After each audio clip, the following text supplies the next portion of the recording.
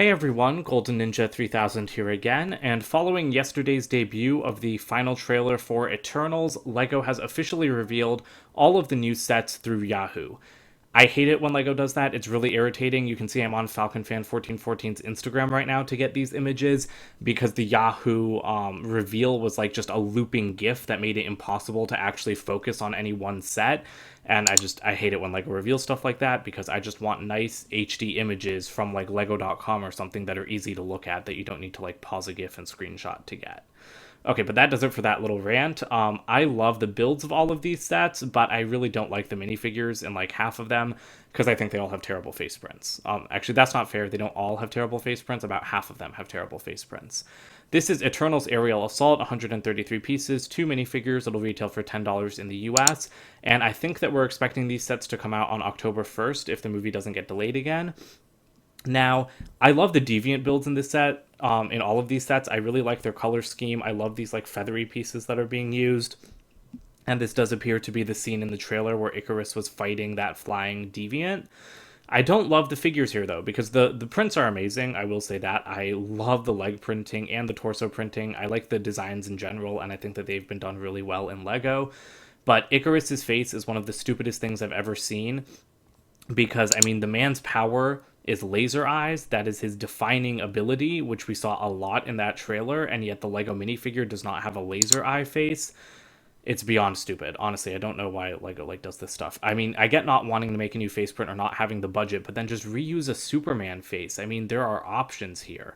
So I don't like that. Also, Sprite, I like her a lot in the movie, just from the looks of things, but she should have mid legs. Like she's a teenager, not like a small child. I don't like her face; looks nothing like her, and even her hairpiece is way too flat. She has much spikier hair in the movie.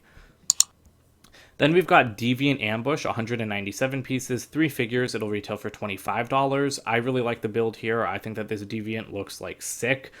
I really like the color scheme. It's so weird. It's like black, dark red, and then like shades of blue with like gold highlights. It's kind of messy, but I just think it's really cool. And like I said, the box art is incredible. Like these don't look like any other Lego boxes I have ever seen.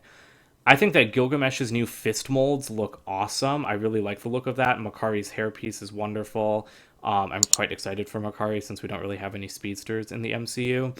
But I think Gilgamesh's hair is terrible. Like his hair is not that spiky at all in the movie. Thena is reusing Mantis's face. Makari's reusing MJ's face. All of those just seem like really terrible choices to me. I think Mantis's face is okay for Angelina Jolie. Like it's got the cheekbones. I'm not sure which face Gilgamesh is using or if he has a new one, but if he has a new one, I'm still kind of annoyed because it's like 2 smiles and he doesn't seem to be smiling that much in the trailer. So yeah, but I mean, that's enough time on that one. Let's go to In Arishem's Shadow, which I think is one of the best sets. This is our giant celestial build. We did see this guy in the trailer. It's obviously not to scale with minifigures, but honestly, that's still a pretty good sized thing. And I really like the build of this guy.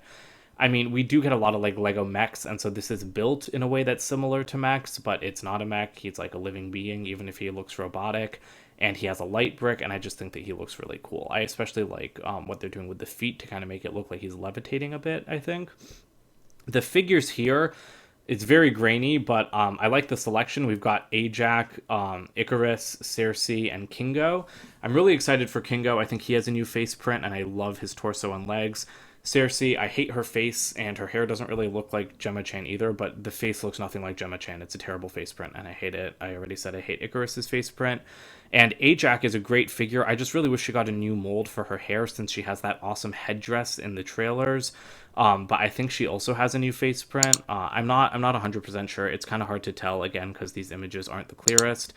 But I do think a couple of, like the minority minifigures, like People of Color, did get new face prints just because Lego doesn't have any existing face prints that could be given to them. There is a little Deviant in this set as well, but I think it's the least interesting out of all of them. The biggest set is Rise of the Domo, which has 1,040 pieces, and I believe it's going to be $100 in the US. We've got Phastos, Makari, Druig, Circe, Thena, and Icarus in this set.